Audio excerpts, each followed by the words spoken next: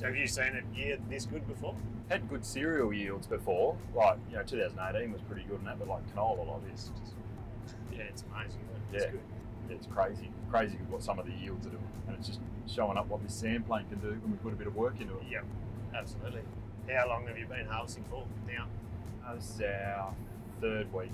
Another 2 or 3 to go. Yeah, we've got the whole wheat and looper program to do once we finish canola. So hopefully we beat Christmas. It's coming up pretty quick though. It is coming up very rapidly. It's been a very mild start, like the weather-wise and everything. Yep. Haven't been able to get big hours in. You get back across all your paddocks like you wanted to. It was a good decision. We bit the bullet and went real early with like our second top-up event. Yep. When it started to get wet. Yes.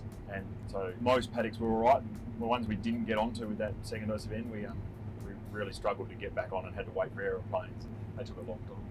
Do you think if you had got back on again, you would have capitalised on that investment? Yeah, I think so. Yeah, absolutely. Yep. Yeah. How's that in your soil samples? Are your K levels low? Not like scary or anything, Yeah. but definitely on the sand plane. Yeah. And we put K on everything. Our heavy dirt shows up that it needs some as well. We just get that, what it gets in the starter compound. Yep. And that doesn't generally have any more come back. I'll get you our soil sampling sites too. Yes. Well, that's something. We'll sit down with Jared. You said you used the ag flow range. You're pretty happy with that? Yeah, very happy. Yeah. And you've used K2 in the past? Have used K-Till in the past and definitely didn't have an issue with it. We needed to find a way to get a bit more K on than what that was offering us. So do you think post a good season like this, you'll change much for next year? In terms of fertiliser? Yeah. No, I think most of it, like, we might put a bit more P on or something just to NK to cover what we've stripped out. Yeah, well, we tend to try and soil sample every paddock every 3 years. Yep. Just to try and make sure we're on top of everything, know where it's all at. Yep. And doing depth samples now too? Everything's down to 30 centimetres. Yeah. Have been doing that for probably 5 years now. Beautiful. Yeah. We started off just doing the sand, but now we just do everything. Yep. Your soil amelioration, what have you been doing out here?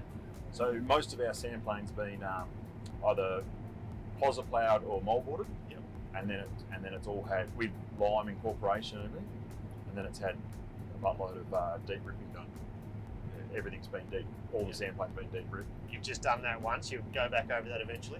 No, we're on the second pass of deep ripping now. Yeah, so everything's been done once, and half it's probably been done twice, down to 600 mil. Excellent.